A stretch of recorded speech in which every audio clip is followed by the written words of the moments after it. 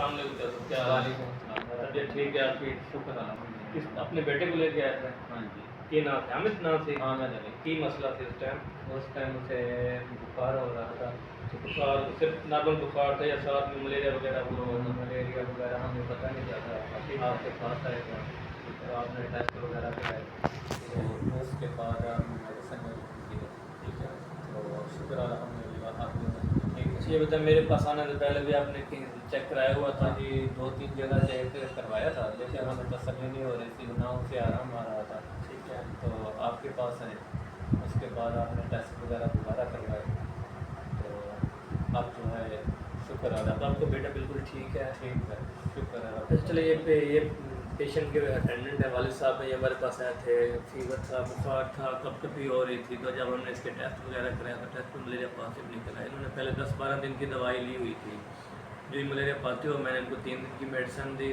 الحمدللہ میڈیکیشن کرنے کے بعد، پراپر میڈیکیشن کرنے کے بعد ان کا جو بیٹا ہے وہ بالکل ٹھیک ہو گیا۔ اچھا عوام کے لیے کوئی آپ میسج چھوڑنا چاہیں گے؟